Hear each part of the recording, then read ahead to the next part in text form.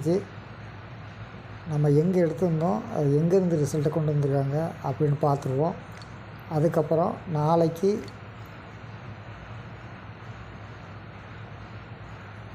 நாளைக்கு எங்கேருந்து ரிசல்ட் வரலாம் அப்படிங்கிற கணிப்பை பார்த்துடலாம்.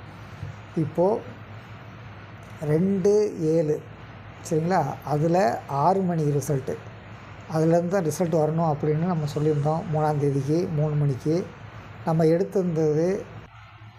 நம்ம வந்து 6175 வச்சு ரிசல்ட்டு ஃபார்ம் ஆகும் அப்படின்னு நம்ம கணிச்சிருந்தோம்.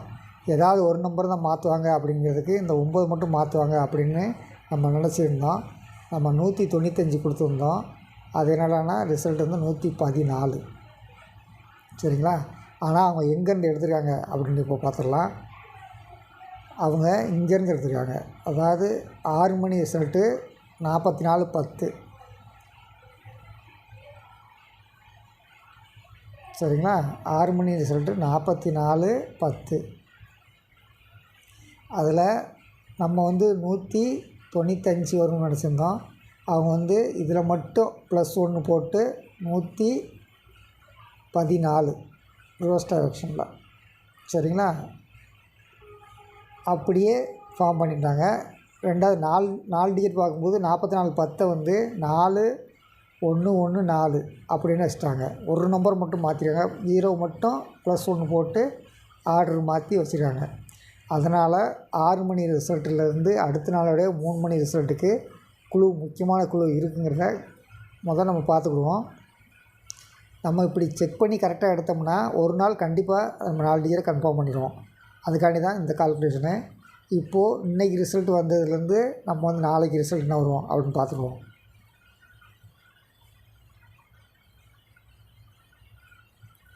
இன்றைக்கி ரிசல்ட் வந்து 3ஆம் தேதிக்கு 6 மணிக்கு ரிசல்ட் வந்து 7467 சரிங்களா. அப்போது இந்த 2 நம்பரில் ஒரு நம்பர் 4 நம்பரில் 2 நம்பர் இருக்கலாம். அந்த அடிப்படையில் நம்ம வந்து எடுக்கிறோம். எங்கேருந்து எடுக்கிறோம்,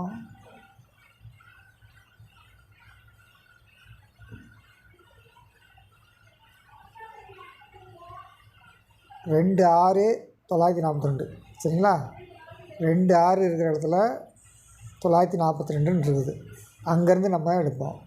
அப்படி எடுக்கும்போது இந்த 4 இருக்குது, 6 இருக்குது நம்மகிட்ட சரிங்களா. அப்போது என்ன ரிசல்ட் வரும்,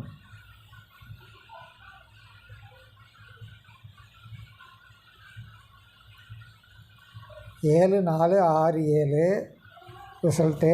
அதுக்கு நம்ம எடுக்கிற நம்பர் வந்து 6942 சரிங்களா. அடுத்து